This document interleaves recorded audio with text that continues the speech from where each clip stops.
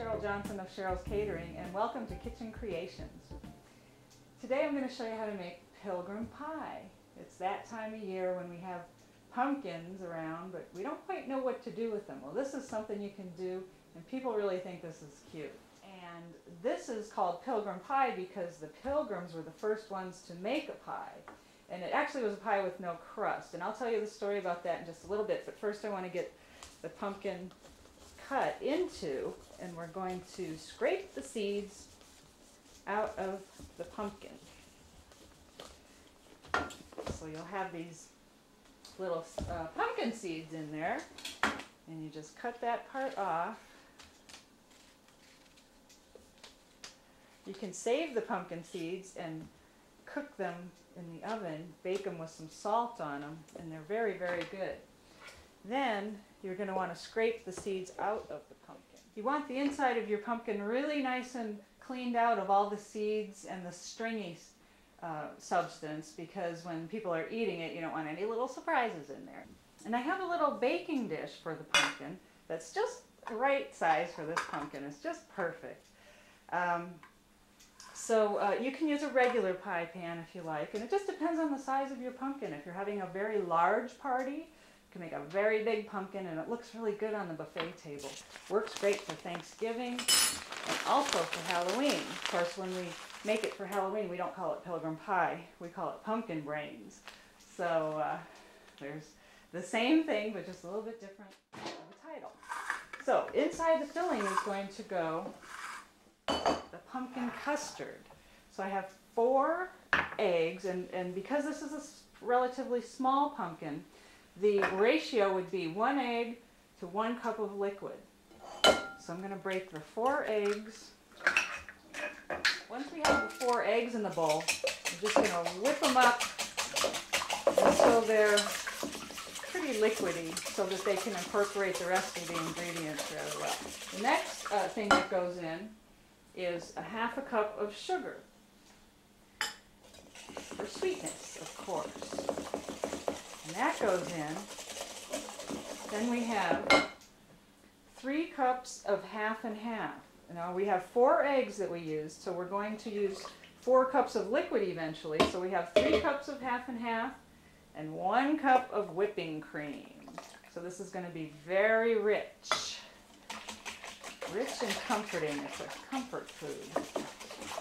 And once all that gets whipped together, we have cinnamon, allspice, and ginger. It's a 1/4 teaspoon of each. So in that goes, if you're making a larger pumpkin, you need to put in a little more spice. And that's pretty much the whole filling. That's it. So into the pumpkin goes the filling. And you want to stop it right before it reaches the edge of the pumpkin to give it a little room to expand. Then, to make the pumpkin more appealing, I'm going to put just a little bit of oil, or you can use butter, but something to make it kind of shiny, and then for some reason it helps to make it bake better and seals in the good juices.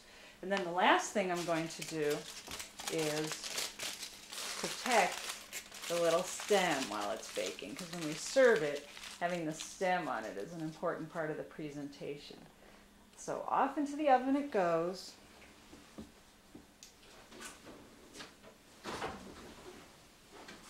And you bake it at 350 degrees. If you're making a larger pumpkin, of course, it's going to take a lot longer to bake. So you want to start out at 350 degrees, but an hour or so, 2 or maybe even 2.5 hours into it, you want to lower the heat. And the object is to just lower the heat a little bit as the pumpkin gets closer to being done. The reason we call it Pilgrim Pie is because at the second Thanksgiving, this is what they made for pumpkin pie. They didn't use a crust. They just took a pumpkin, scraped out the seeds, put in some cream and eggs and spices, and threw the pumpkin in the fire to bake. And then so after about an hour, we're going to check the custard, and we're going to see if it's starting to firm up. It doesn't look like it, It's still pretty runny, so we're not going to stir it. There's nothing to stir yet. So put it back in and turn the oven down to 325 degrees for the next hour. So after another hour, we're going to check it again. You can see it's starting to get a little brown and soft, a little bit darker. So you open it up and take a look, and the custard is starting to form. It's starting to get a little thicker. So at this point, you want to stir it up just a little bit, and you can see the pumpkin is starting to come loose from the inside of the pumpkin. So at this point, we just scrape the sides and stir the custard up. The pumpkin is starting to get nice and soft in there. So you want to incorporate some of that pumpkin into the custard. And then clean up any drippings. Put the lid back on. Let it finish baking. If some of it drips, that's what your pan is for, to catch the drips, so you don't make a mess. And we'll put it back in, and this time we're going to lower the oven to 300 degrees.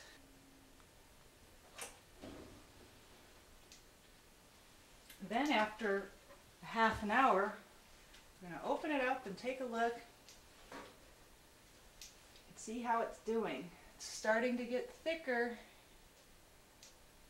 So we'll just scrape a little more pumpkin in there. Just scrape it from the sides. It's starting to soften up nicely. You can see how it's starting to coagulate. And there's chunks of pumpkin in there that are being scraped from the sides. You just scrape some pumpkin up into the custard.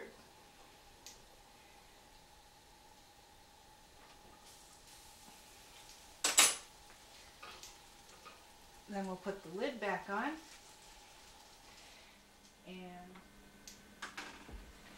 so after about another 15 minutes or so, we are going to check it again. This looks like it's just about ready to be finished up.